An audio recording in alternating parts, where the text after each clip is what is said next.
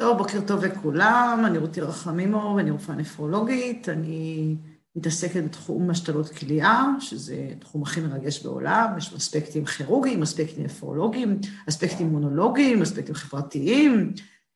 אנחנו נדבר היום על האספקטים האימונולוגיים של השתלות, זה יעזור לכם להבין הרבה על השתלות בכלל,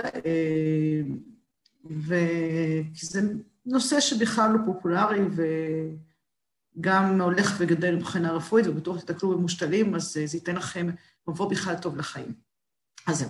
אז אנחנו מדברים על השתלות כליה בקונטקסט של ספיקת כליות, ואני קצת אזכיר לכם את המחלה, כי אתם עוד לא בשלב הקליניקה, ואני נכנסת קצת מוקדם מדי בחיים שלכם, אבל לא נורא.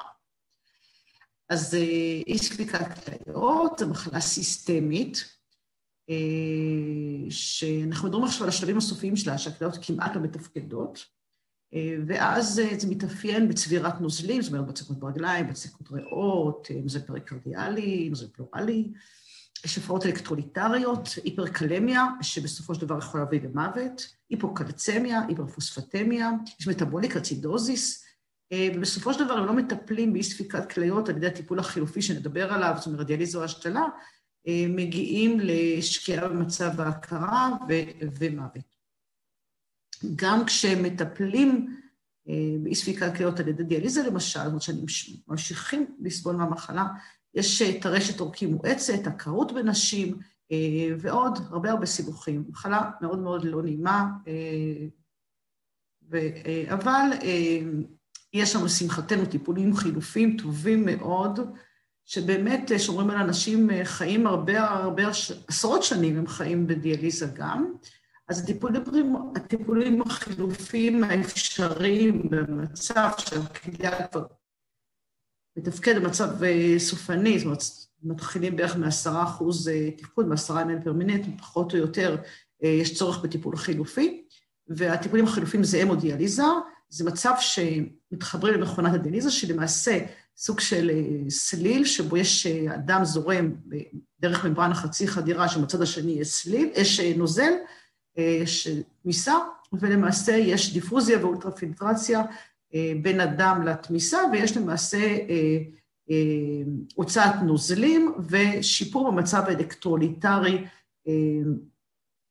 זה מה שעושה הדיאליזה. הם מתחברים למכונה פחות או יותר 3 פעמים בשבוע, 4 שעות. כמובן שזה מאוד מאוד קשה להתחבר למכונת הדיאליזה, תחשבו שאי אפשר כמעט, הכמות השתייה שצריך לשתות בין הדיאליזות היא מאוד מוגבלת, כי למעשה מהשלב שבין הדיאליזות, אם בן אדם לא נותן שתן בכלל, אז למעשה כל מה שהוא שותה מצטבר לו בגוף, כמובן שצריך לשמור על דיאטת דלת אשלגן, כי שוב, בין הדיאליזות אנחנו לא משתינים את עודפי האשלגן שלנו, ולכן יש הצטברות של האשלגן ואפשר להגיע להיפרקלמיה. אז החולים בהמודיאליזה נזקקים לדיאטה מאוד מאוד קשה, דיאטת דלת אשלגן זה כמעט בלי פירות וירקות ושוקולד וקולה, והמון דברים אסור להם לאכול כמעט לחלוטין, גם דיאטת דלת זרחן, שזה מאוד ידע משמעותית בחלבונים, וכמובן הגבלת שתייה, כי הם לא נותנים שתן בין הדיאליזות ברוב המקרים. אפשר לחיות ככה הרבה שנים, אבל זה חיים מאוד מאוד קשים. דיאליזה פריטונלית זה מצב שהתמיסה מוכנסת, מוחדרת לכלל הצפק, ולמעשה קרום הצפק הוא הממברנה החצי חדירה, עושים גם את הדיאליזו מספר פעמים ביום, או בלילה על ידי מכונה. וכמובן, מה שאנחנו הולכים לדבר עליו, זה השתלת כליה, שלמעשה תרומת כליה מתורם נפטר או תורם חי, מחזירה למעשה את התפקוד הכלייתי התקין, ולמעשה זה שיפור משמעותי מאוד באיכות החיים ובאורח החיים של המושתל. השתלת כליה נעשית, בדרך כלל לא מוצאים את הכליות הטבעיות, אלא משתילים את הכליה החדשה באיליה קפוסה. אתם רואים? ומחברים את הרנל ארטרי ווויין של הכליה הנתרמת לאיליה ארטרי ווויין, כן, את הרנל ארטרי ורנל ויין של הכליה הנתרמת, לאיליאק ארטרי ווויין של הנתרם, בדרך כלל הולכים לאקסטרנל, ואפשר גם את האינטרנל, או איך שנוח להם מבחינה כירורגית, ואת האורטר משתילים בחור חדש לשלפוחית השתן. זה למעשה הניתוח עצמו. אז מה אמרנו להם? השתלה יותר טובה מדיאליזה, כן, שיפור באיכות החיים כבר הבנתם, לא צריך דיאליזה, לא צריך את הדיאטה הקשה, חוזרים לחיים פחות או יותר תקינים עם תרופות, וכמובן יש הערכה משמעותית בתוחלת החיים, כי כמו שאמרתי לכם, באי ספיקת כליות, גם כשמטופלים בדיאליזה, אורך החיים הצפוי קצר יותר באופן משמעותי, בעיקר בגלל שיש טרשת עורקים מואצת, והם חיים הרבה פחות שנים גם בדיאליזה לעומת האדם הבריא, והשתלת כליה, כמובן לא מובילה אותנו למצב של בריא, אבל משפרת משמעותית את אורך החיים הצפוי, בממוצע כ10 שנים. ברור שככל שהגיל של המושתל צעיר יותר, אז הדלתא תוספת חיים תהיה גבוהה יותר בהשתלה לעומת דיאליזה. הנה פה אתם רואים את מה שתיקחו בלא סכרתיים. בשחור זה ה-expected life survival ב-waiting list, ושימו לב שזה כבר, פה זה ה-waiting list, זאת אומרת, זה האנשים הבריאים הטובים שכבר יכולים לעבור להיות השתלה. אני יכולה להגיד לכם שבמדינת ישראל או בכל העולם, בערך 10-15%, רק 10-15% מהאנשים שמטופלים בדיאליזה הם ב-waiting list להשתלה, זאת אומרת, רוב האנשים בדיאליזה הם חולים מדי, כדי להיות מועמדים להשתלה, ואני מתייחס פה רק ל-waiting list, אז אם תסתכלו שאנשים בגיל 20-39, אם הם ימשיכו בטיפולי דיאליזה, הם יחיו 20 שנה, ואם הם יעברו השתלה, כאן זה משהו כמו 15 שנה או 14 שנה, הם יחיו יותר בהשתלה לעומת דיאליזה. כך, בכל קבוצות הגיל יש שיפור באורך החיים הצפוי בהשתלה לעומת דיאליזה. תראו אפילו באנשים בין 60 ל-74, יש גם שיפור באורך החיים הצפוי. ככה שהשתלה זה באמת דבר מדהים, באמת הופך את האנשים מחולים, לא לבריאים, אבל במחלה בהחלט הרבה יותר נסבלת השתלת כליה מאשר דיאליזה, אין מה להשוות, מרגישים הרבה יותר טוב, תפקדים הרבה יותר טוב, זה באמת דבר נפלא, ולנו כיף להיות חלק מזה בצוות המטפל. אז אם ייזכר בהיסטוריה של השתלת כליה, או להזכיר לכם, אז ב-1902 הנריך אולמן מווינה, עשה השתלה של כלב בצוואר של כלב אחר, והשתלה של כליה של כלב לעז, אבל ניסיון השתלה של כליה של כלב במרפק שאישה עם ספיקת כליות קשה נכשל. אל תשכחו שאז כולם היו מתים מספיקת כליות, זאת אומרת, זה לא שזה היה איזה ניסיון שהיה משהו אחר יותר טוב, והוא לא הצליח. אבל הרעיון שלו נפלא.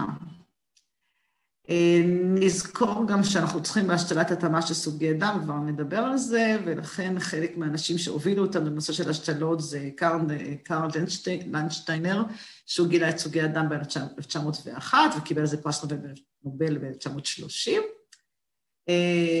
עוד אחד מהפיונירס היה אלכסיס קרל, שהוא היה סטודנט לרפואה צעיר בליאון, ליאון הוא ראה איזשהו שר צרפתי, נפצע, והוא בעקבות הפציעה הזאת, הוא פיתח את השיטה של חיבור כלי דם, מה שמשמשים היום בכירורגיה, או למעשה אבי הווסקולר סרג'רי, הוא קיבל על זה פרס נובל ב-2012. אחרי זה הוא נסע לארצות הברית, והבין שעל ידי השיטה שלו יכול לחבר למעשה איברים מבדם לאדם, למעשה לעשות השתלות, והוא התחבר לצ'ארלס לידברג, והם חשבו שאפשר לעשות השתלות, וככה לחיות לנצח. אתם רואים פה את השער של הטיים מגזין ב-1938, The Immortalist, אוקיי? אז הם חשבו, ובכל זאת, היו עם חזון. ב-1933, יורי וורונוי מאוקראינה, עשה השתלת כליה ראשונה מאדם לאדם, נפטר כמובן, והוא השתיל את הכליה ברגל, זה לא עבד, אבל קדם. אחרי מלחמת העולם השנייה, דיוויד יו מבוסטון ורנה קוס מצרפת, שעוד זכיתי לראות אותו באיזה כנס, שהוא בא ממש ממש ממש זקן, הם משתילים באגן כליות מנפטר ששורדות ימים עד שבועות, זאת אומרת, התחיל לעבוד כבר אחרי מלחמת העולם השנייה, התחיל להבין שאפשר לעשות, שמבחינה טכנית הם מצאו את הדבר הנכון, זאת אומרת, רנה קוס, הוא פיתח את השיטה של ההשתלה, כמו שאמרתי לכם, ברא את איליה קפוסה, אתם רואים? הוא פיתח את השיטה הזאת, והם הבינו שאפשר להשתיל, אבל הבעיה היא בעיה של דחייה, כליות נדחות, הם הבינו שיש בעיה אימונולוגית, אבל מבחינה טכנית הם פתרו את הבעיה. במקביל מתפתחת הדיאליזה, ב-1946 מתפתחת הדיאליזה, זה מכונת הדיאליזה הראשונה, שפותחה על ידי נולף מהולנד, אבא שלו מפעל לנקניקים, והוא ראה את הממברן הקרום של הנקניק, והוא הבין שזה סוג של ממברנה חצי חדירה, והוא פיתח את הדיאליזה בעקבות זה. וב-1952, במלחמת קוריאה, הבינו את החשיבות של דיאליזה בהצלת חיים.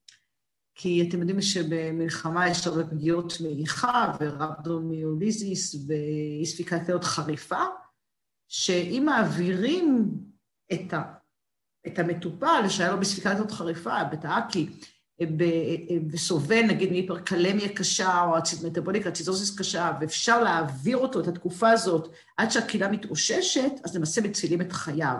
אז הם הבינו שהדיאליזה מאפשרת, דיאליזה דחופה או קצרה, מאפשרת הצלת חיים של האנשים בספיקת כליות חריפה. ובעקבות זה התחילו להביא, בתי חולים בארצות הברית, כל אחד היה לו מספר מכונות דיאליזה למצבים החריפים הללו. ולמעשה, המחשבה הזו שמצד אחד יש מכונות דיאליזה שמאפשרות למשוך את החולים איזושהי תקופה, אפשר לעשות את זה תקופה ארוכה, כי זה היה סבל ארוך וזה היה שעות אינסופיות הדיאליזה, ומצד שני, הם הבינו מתוך הידע הקודם שההשתלה עובדת, אבל יש בעיה אימונולוגית. וג'ון מריל, הנפרולוג, חיפש תאומים חיפש יחד עם החברים שלו תאומים, ובגלל שתאומים זהים מבחינה אימונולוגית, זה מה שהם רצו לנסות לעשות השתלות מתאומים זהים. הם מצאו את התאומים האלה, שכרגע ברח לי איך קוראים להם, והם עשו את ההשתלה שלהם, אחד סבל מספיקת כליות, והשני בריא, היו בני 24, ואחד מהם תרם לשני, וההשתלה הצליחה, הכירורג היה ג'וזף מורי, שזכה אחר כך ב-54 בפרס נובל, הוא חי משהו כמו 8 שנים ונפטר מסיבה אחרת, התחתן עם האחות שטיפלה בו בהתאוששות, יש להם אחת הבנות שלהם אחות דיאליזה, בקיצור סיפור אגדה, והתורם והכירורג נשארו חברים לנצח, התורם נפטר לפני כמה שנים, בגיל 79, משהו כזה, אז הם הובילו אותנו לנושא של השתלות פה, אז במקרה הזה, מתאומים זהים, זאת אומרת, ללא טיפול נוגד דחייה, ובהמשך התפתחו הטיפולים נוגדי הדחייה, שמאפשרות לנו לעשות השתלות גם כשאין תאומים זהים, ובכלל אין שום צורך בהתאמת HLA, בהשתלות כליה או בהשתלות סולידיות אחרות, בניגוד להשתלות מהחצים, אל תתבלבלו. השתלות כליה לא צריך בכלל התאמת HLA, לא צריך התאמה של סיווג כמות, אוקיי? צריך טיפול נוגד דחייה, אבל לא התאמה, אנחנו נדבר על זה בהמשך. ב-1964, 10 שנים אחרי השתלת כליה הראשונה שהצליחה בעולם, עושים כבר השתלות כליה בישראל, השתלת כליה הראשונה מתורם חי על ידי פרופסור מוריס לוי בבלינסון, הוא היה מנתח לב, אבל עשה השתלת כליה, ויום לפני, יום אחרי זה, מוריס לוי עשה מהחי, ויום לפני, היום אחרי, פרופסור דוד ארליך ברמב"ם עשה השתלת כליה מנפטר, זה שתי השתלות הראשונות בישראל. אז כפי שאמרתי, מאז תרופות אימונוסופרסיביות מאפשרות לנו לעשות השתלות גם מאנשים שהם לא תאומים זהים, על ידי זה שפיתחו תרופות נוגדות דחייה, שפשוט מונעות במערכת החיסונית לדחות את הכליה או האיברים אחרים, כמו לב, ריאות, כבד, סך הלבלב, סך הכל זה אותה, אפילו מעי, סך הכל זה אותן תרופות פחות או יותר, אותה שיטה פחות או יותר. אז אנחנו מדברים על הפרדניזון, על האימורן, על הצקלוספורין, תרופות נוספות שהתפתחו, ומאפשרות לנו לעשות השתלות ללא תרופות, ובואו נדבר עכשיו, קצת נדבר על המערכת החיסונית. אתם בטח יודעים את זה ממש ממש טוב, אז רק תזכורת. אוקיי, אז אנחנו מדברים במערכת החיסונית של הממליאנס, יש לנו Natural Immunity, שזו מערכת לא ספציפית,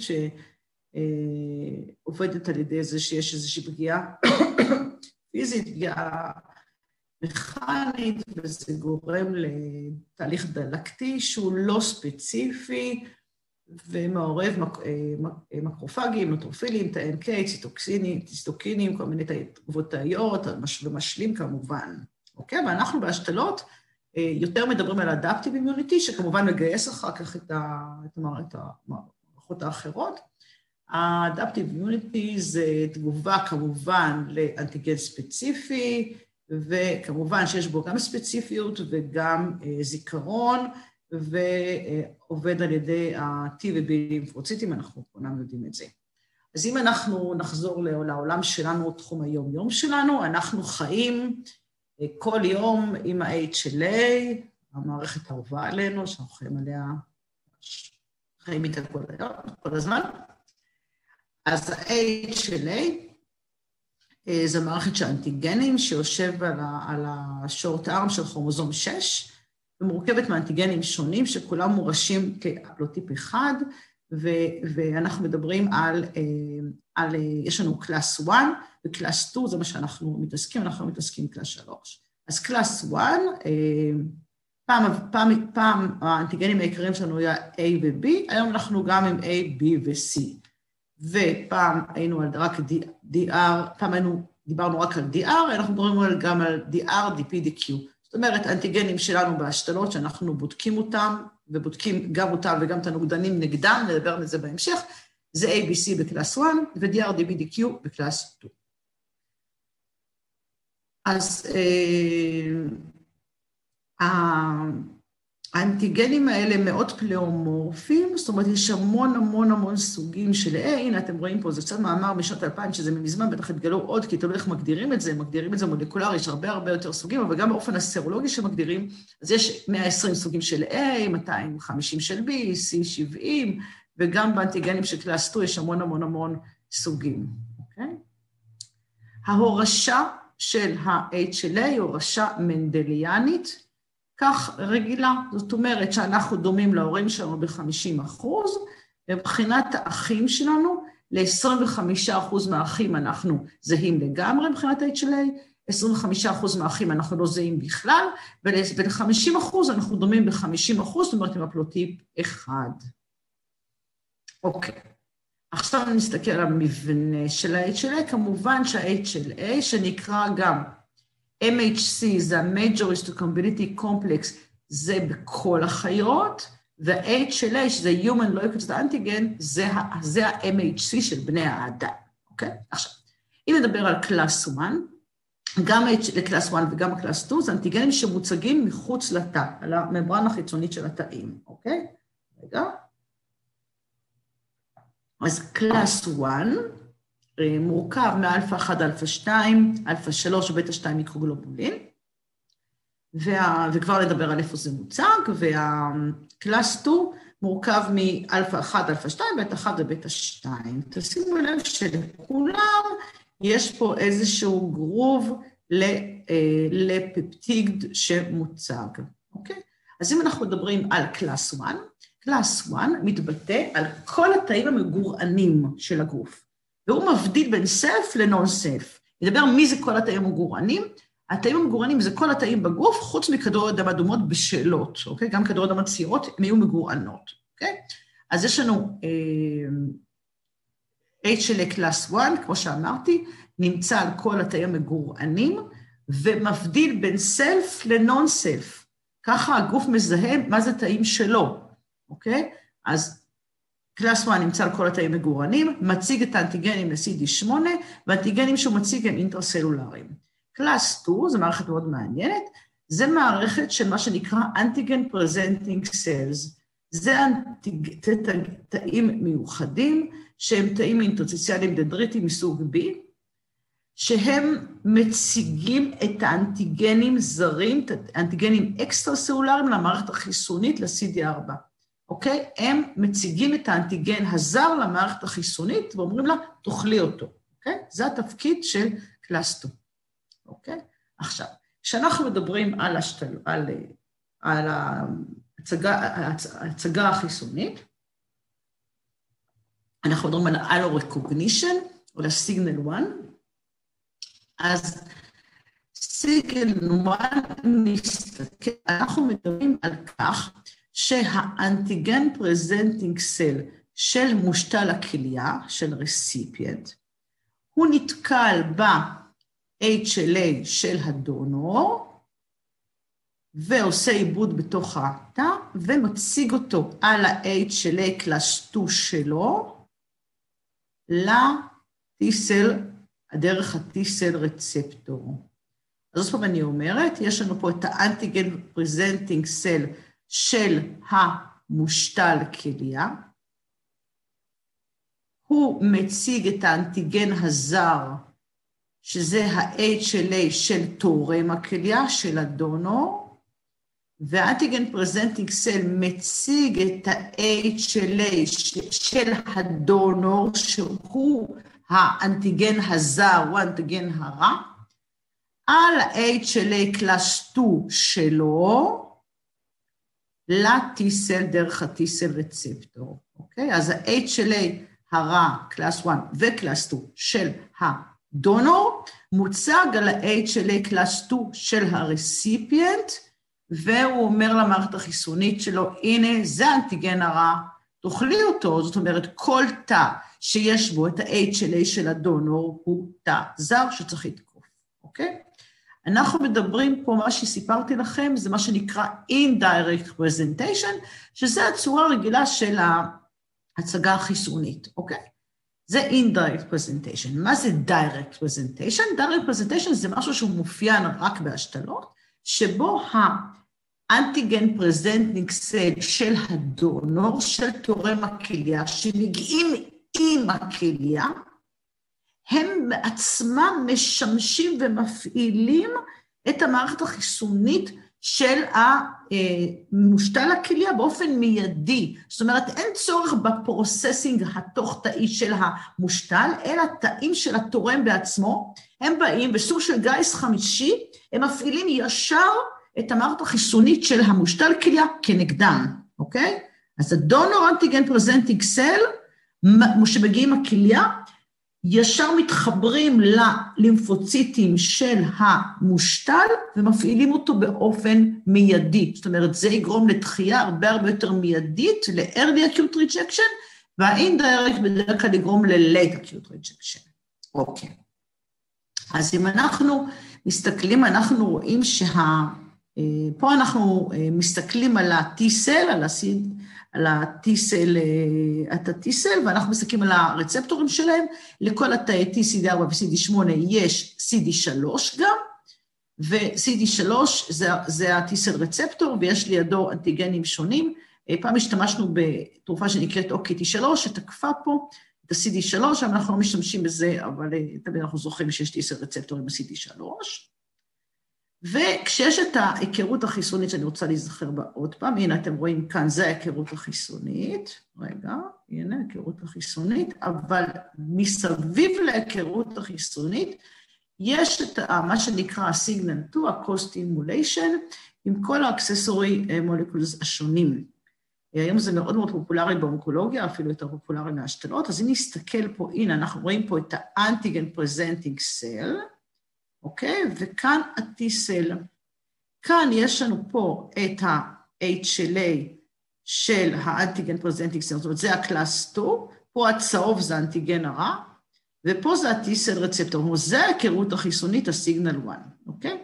מסביב יש את כל ה1000 מולקולות האלה, שהם כמו סוג של, אתם יודעים שאתם ראיתם פעם בטח את הפגישות של הדתיים בבתי מלון, מסביב לפגישות האלה יושב את הזוג הזה, ומסביבו יושבים כל מיני דודות וכאלה דברים, והם מסתכלים ומבקרים את נגיד שעכשיו יושבת הכלה, ומסתכלים על החתן, והדודות של הכלה אומרים לה, לא, לא, לא, לא, זה לא, תעופי ממנו, ואז זאת אומרת שהקשר הופך להיות אינהיביטורי. אם הדודות מתלהבות, אז זה כמובן גורם להתלהבות ולתגובה חיסולית, אוקיי? במצב הזה חיובי. זאת אומרת, יש פה מנגנונים של בקרה, חלקם מנגנונים אינהיביטוריים, חלקם מעודדים מנגנונים סטימולטוריים, אוקיי?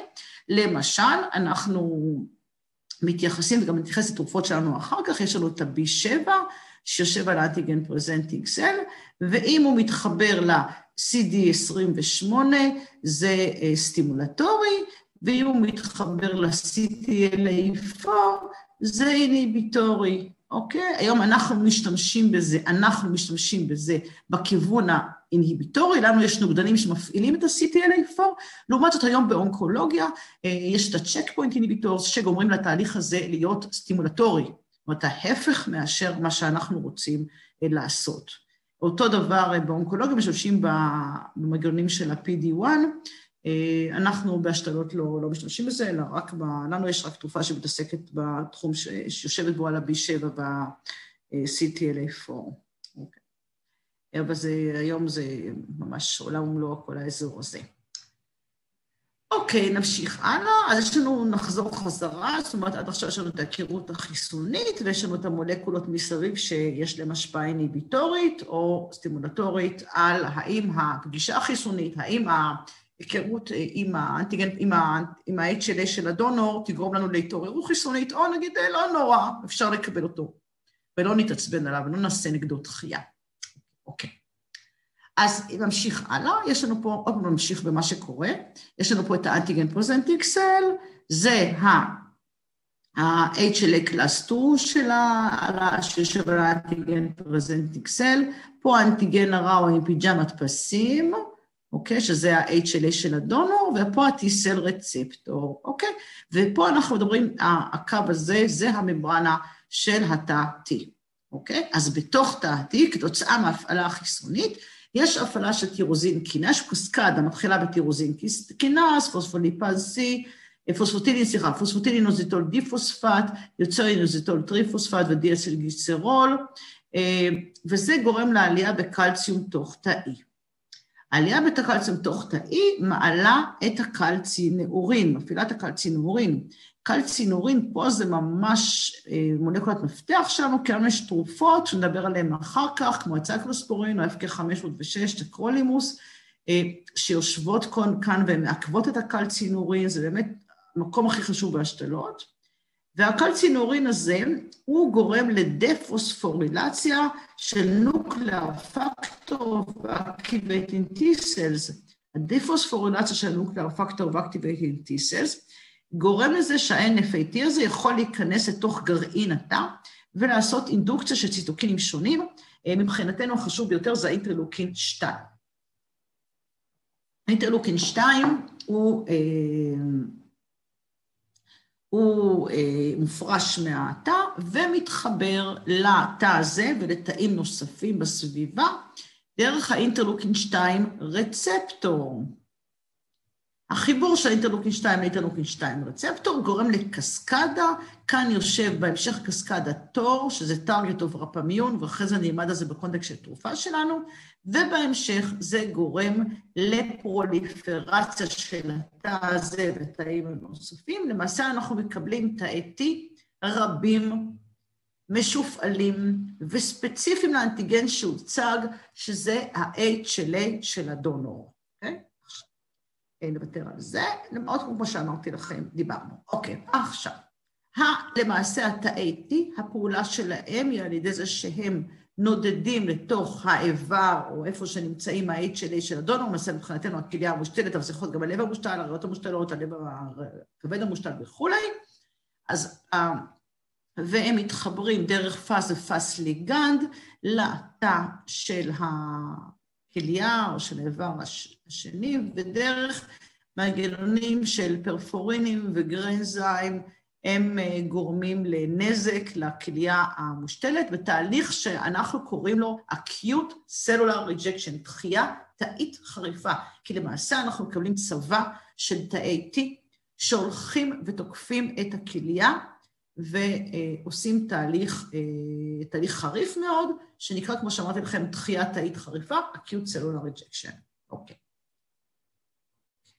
עכשיו, ההפעלה של תאי T היא לא באה לבד, היא גם באה עם הפעלה נוספת גם של תאי B, למעשה ה-T helper cells מפעילים גם את דרך מנגנון של CD40 ליגנד, הם מפעילים תאי B בסופו של דבר ליצירת תאי פלזמה ויצירת נוגדנים ספציפיים לאנטיגן שהוצג, שזה HLA של הדונור. זאת אומרת, בסופו של דבר אנחנו מקבלים שני צבאות, צבא של תאי T שבעצמם זורמים מהכליה ועושים תהליך של acute cellular rejection, דחייה תאית חריפה, ויצירה של נוגדנים שגם הם תוקפים את הכליה, וכאן בגלל שיש הרבה שלבים, אנחנו נדבר על השלבים של התקיפה על ידי נוגדנים בהמשך. זאת אומרת, אבל המנגנון של התקיפה של נוגדנים הוא מנגנון שעובד על ידי הפעלה של מערכת המשלים והפעלה של מערכת הקרישה.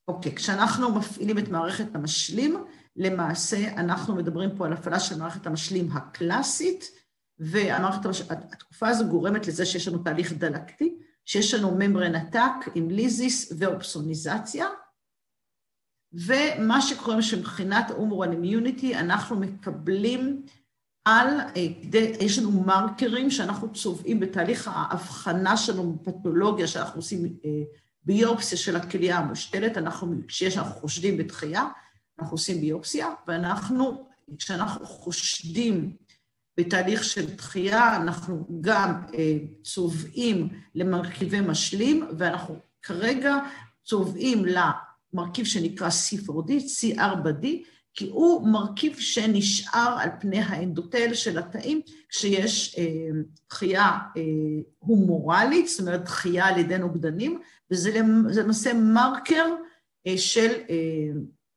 של הדחייה ההומורלית, ואנחנו ככה מאבחנים את הדחייה על ידי, בין השאר, כן, על ידי צביעה של C4D באימונופלורסנציה ובכליות המושתלות.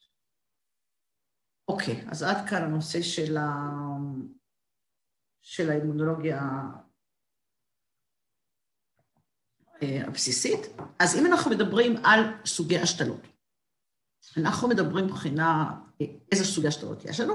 יש לנו כמובן השתלה אוטולוגית, שזה השתלה מאדם לאדם, זאת אומרת, מאדם לעצמו. זאת אומרת שכמו נגיד השתלת אור, אם יש קביעה, אז לוקחים אור ממקום אחד של הבן אדם ומשתילים אותו למקום אחר של בן אדם, השתלה אוטולוגית. יש לנו השתלה סינגנט, שזה לאנשים שזהים מבחינה גנטית.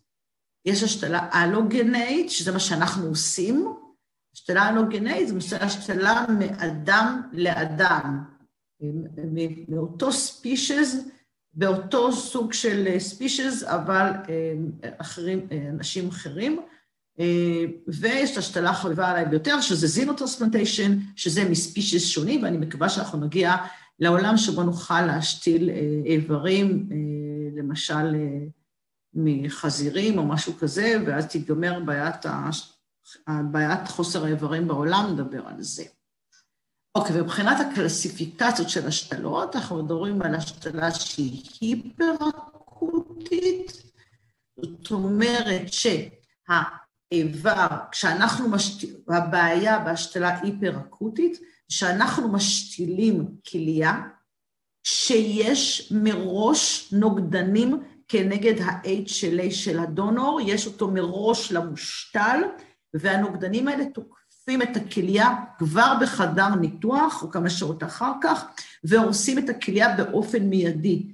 ההיפר-אקיוט ריג'קשן הוא תהליך הומורלי, על ידי נוגדנים שהם פריפורמד לפני ההשתלה, וכבר נדבר על הסוגים השונים, אוקיי? יש לנו תהליכים של אקיוט סלולר ריג'קשן ואקיוט הומורל ריג'קשן, כבר נדבר עליהם, לדעתי יש לי שיקופיות, אולי לא, אז בואו אני אזכיר לכם. אז אקיוט סלולר ואקיוט הומורל זה תהליך שהאיבר עובד בהתחלה, אבל אחרי כמה ימים בודדים, יש תהליך שפתאום האיבר, הכליה, מפסיקה לתפקד, בגלל התהליכים של דחייה חריפה, שהם יכולים להיות או סלולריים, זאת אומרת על ידי התאים, כמו שסיפרתי לכם לפני כמה דקות, או תהליך הומורלי על ידי נוגדנים. אוקיי? אז זה אקיוט סלולר, תהליכים שמתחילים מימים בודדים, יומיים שלושה אחרי ההשתלה, הם בעיקר משמעותיים בחודש הראשון, אבל יכולים להיות למעשה בכל אורך חיי הכליה, אם לא לוקחים את התרופות. זאת אומרת, התהליכים האקוטיים הם בדרך כלל בהתחלה, כי עדיין התרופות לא מאוזנות, המערכת החיסונית לא מדוכאת, ואז יכול להיות תהליך של דחייה חריפה, השכיחות של זה משהו כמו בין 10% ל-30% מההשתלות, אנחנו מטפלים בזה בהצלחה ממש ממש טובה של מעל 95% הצלחה טיפולית, כשזה מוקדם, אבל אם אחרי שנים של ההשתלה המושתל לא לוקח תרופות כמו שצריך, או לא מפסיק לגמרי, ועושה תהליך של דחייה חריפה, של אקיוט סלולר או אקיוט הומורל או ביחד, ריג'קשן, בשנים שאחרי ההשתלה, ואנחנו מבחינים את זה מאוחר, פרוגנוזה שזה ממש ממש ממש גרועה, והסיכוי שהם יחזרו לדיאליזה, כי הם איבדו את הכליה מאוד מאוד גרוע בשלב הזה. ויש את התהליך של קרוניק ריג'קשן, שזה תהליך של לאט, לאט, לאט, לאט, לאט, לאט, הכליה נדחית והאדם חוזר לדיאליזה, זה גם תהליך שרובו הומורלי, אומרת על ידי נוגדנים. אוקיי, אז אנחנו נעשה עכשיו הפסקה קצרה, ונחזור לשלב השני, להתראות.